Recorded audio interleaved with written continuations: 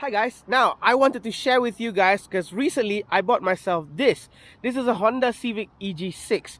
It's a little bit of a funny story how I ended up buying this thing, because to be honest, after selling my Jazz GK5, I had no plans or no ideas at all that I was going to end up buying an old project car like this. But here I am with it, and since I haven't exactly done a walkthrough and any sharings or any thoughts about why I ended up with this car and what this car is truly about, so I thought this video would be just exactly that.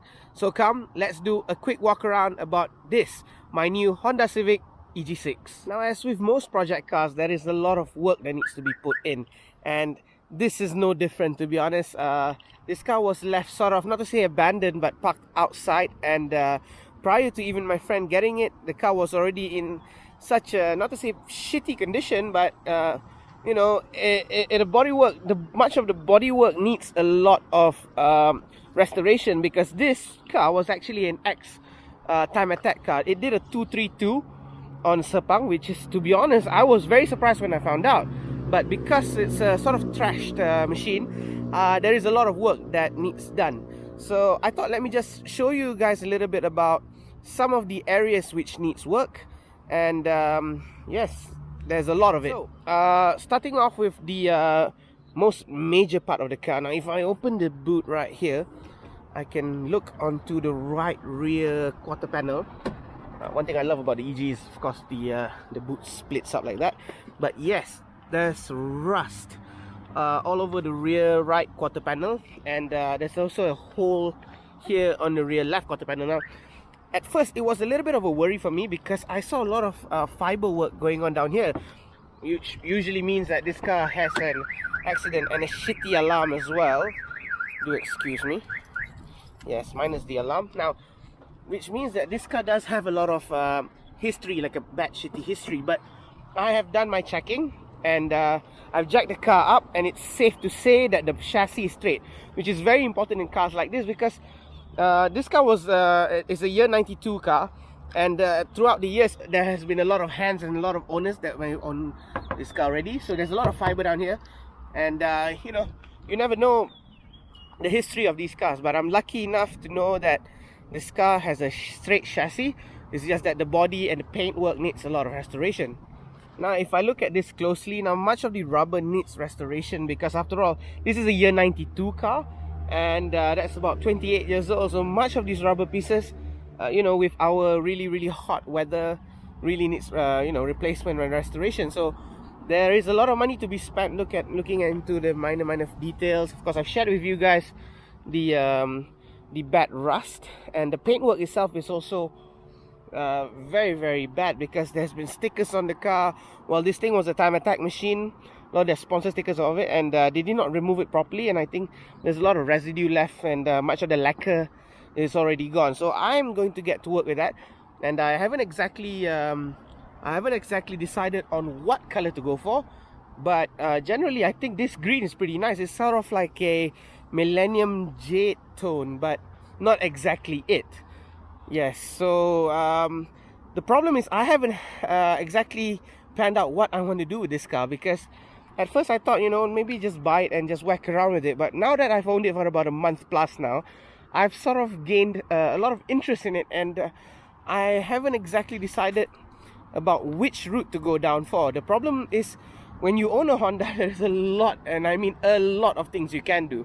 One of the interests that really got me bugging into an EG or a Dolphin like this is because I went over to Jakarta sometime last November, and I saw two freaking beautiful EG6 in Rocket Bunny, with the Rocket Bunny white kit, and I fell in love immediately. So I thought maybe that would be a great idea to do a project like that. But now that I've owned this car for about a month plus, I'm appreciating the body work a lot more. I like this slim original body, and I think it's pretty cool if I would just keep this stock body outlook.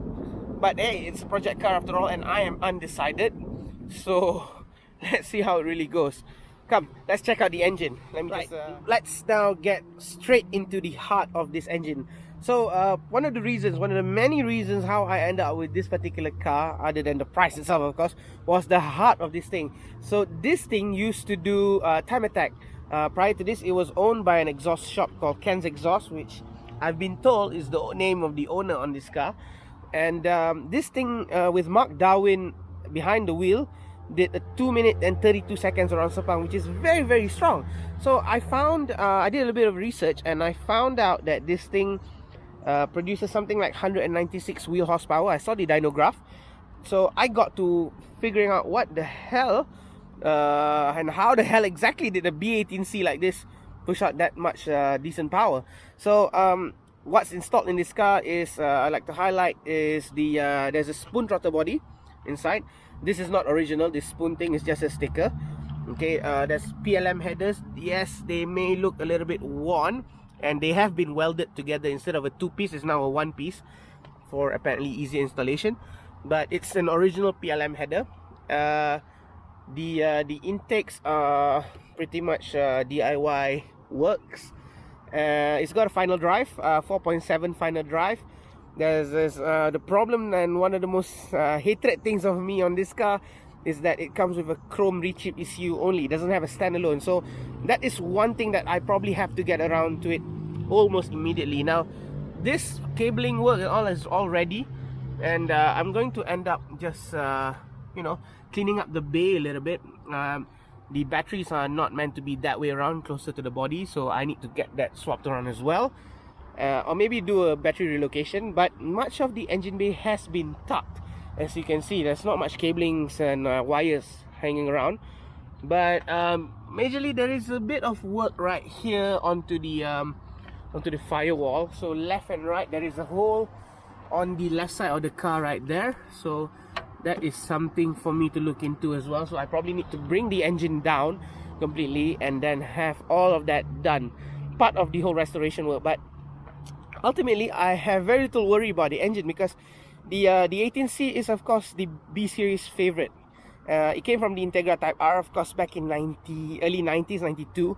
This car's a 92 model anyway, so there wasn't a Type R yet at the time, and not till 95 at least. So it's good to have a modern B series engine like this, because it's producing a bit of power. And the cams are also B16B cams from the EK9 Type R, which apparently is one of the best combinations, relatively stock combinations, to be put on a B18C, because that allows you to have a higher rev band as well. The radiator is plastic, so I do need to get that done. The aircon is not working anymore. It was working when I picked up the car, but only for about a week, and then it's decided to just completely go. And it's still running on distributors. Now, I do have intention to, for reliability's sake, I do have intentions to swap around and do a COP, a call on plug conversion. But it might not be coming most immediately, because I think the body needs a lot of work. But ultimately, yes, this is the heart of it, and I'm pretty happy that I got this particular engine too. Because otherwise, I mean, if I were to do the swap from a B16A to B18C, or even a K swap, then that's something to think about. Some of you I know may ask whether I have intention to K swap the car. Yes and no. I'm unsure yet. I do want to retain the B series engine, because after all, this is a B series car, and having an original EG6 chassis means I want to retain as much originality of the B series generation as possible. But then again, for reliability issue, I have been advised that a K series would be more reliable, you know, because it's a more modern engine. The parts are much easier to come by compared to B series parts. But hey, where's the fun in a project, right? So who knows? I love this engine. I don't have an issue with it being a 5-speed or anything. So let's see how it goes. But I think I might just retain the B18 at least for the foreseeable future, until I get much of the major parts done. Okay, so let me show you guys the interior next. Now, for those of you fanboys, you would call this the EG6 Batik interior. I don't know how they got the calling name. I'm not used to the Malaysian history of the Dolphin and the EG. But yes, it does have a full EG6 94 interior. They call it the purple batik or red batik, I'm not too sure. One of the earlier things I did on this car, other than the wheels and tires, was of course also to get a personalized steering wheel, courtesy of a personal Neo Grinta and an NRG Boss kit. NRG quick release.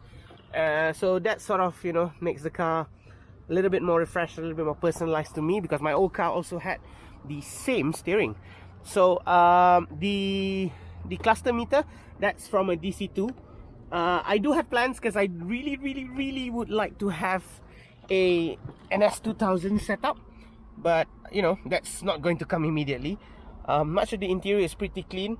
There is a radio delete plate here.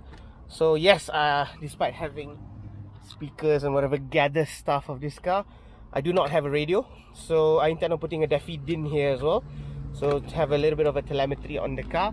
I was told that the interior was stripped. So when this car started life as a project car, sorry, as a time attack car, the interior was stripped. So when I got the car, I was happy that much of the parts are in pretty decent condition. So funny thing is that this EG6 94 interior is going for about something like 6 to 10,000 depending on condition and half cut prices. So the interior is pretty valuable. And famously, this rear part right here is called the Tong Ikan. I'm not too sure why it's called the Tong Ikan. I'm assuming people keep fish inside here, but I don't keep fish, and I have no intention of bringing fish on this car too.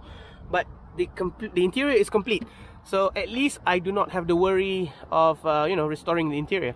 And also the roof liner is also of pretty decent condition, just need a lot of cleanup.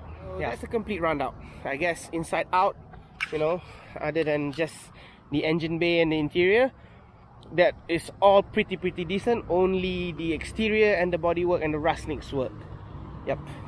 Okay guys, so that's a quick walk around of my new EG6. Well, not so new, it's pretty old car, but there's a lot of work, like I shared earlier, there's a lot of work and a lot of restoration that needs done. So do keep on. I do intend on creating more videos about this car and much of the work. So hopefully it comes along in the next few months. How I'm going to do it and what color I'm going for, what kind of theme or what kind of parts I'm going to put onto it, I haven't completely decided yet. But to be honest, I'm pretty happy that I ended up buying this thing, because I had no intention on getting an EG6, but after selling my GK5, I really wanted to have a project car, you know, something that doesn't exactly affect my daily. And of course, this isn't going to be my daily at all.